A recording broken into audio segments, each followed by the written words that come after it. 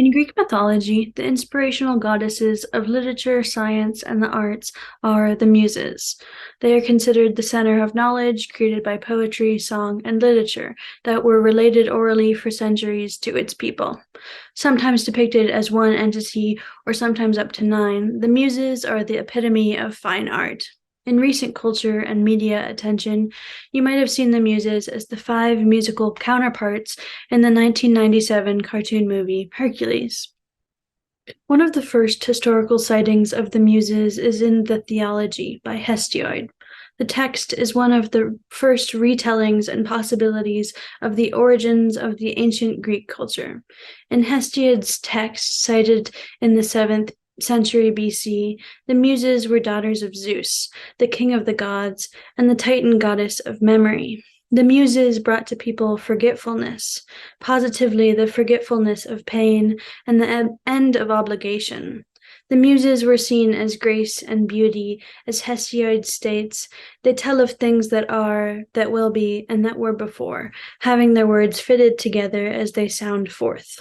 The Theology displayed the Muses as the pinnacle of decorum and wisdom, where they were goddesses on every level. Another text that created representation and character for the Muses was the Iliad by Homer.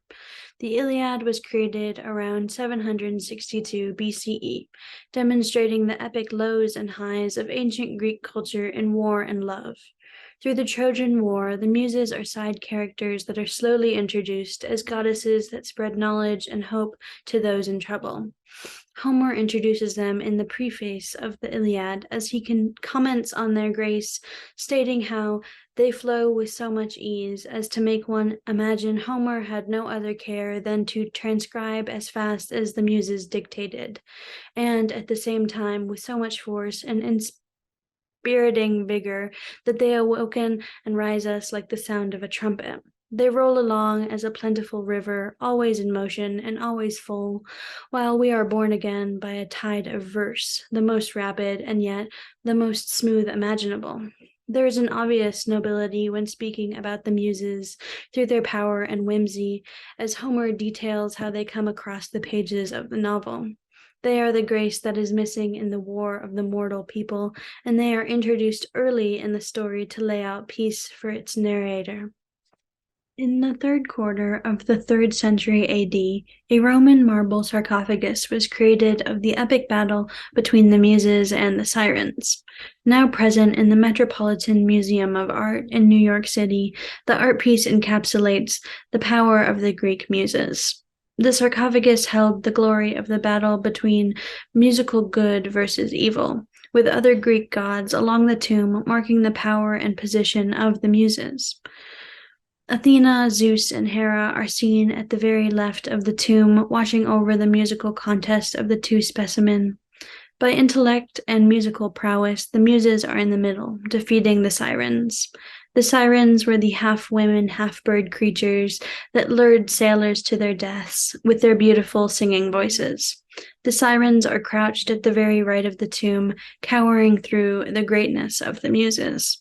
In 430 BC, an Attic red figure, Lathiothos, was created that showed a muse, thought to be Clio, reading a scroll. It was a Greek vessel used for storing strong oils, somewhat similar to a modern jug.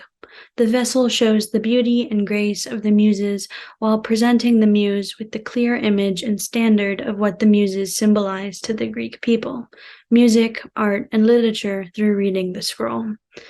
Using something as traditional and trivial as the oil vessel with the printing of the muse, the vessel is showing how easily acceptable and known the Muses were in Greek culture, as recognizable as a hero or god, while on a tool that was used in many people's daily routine.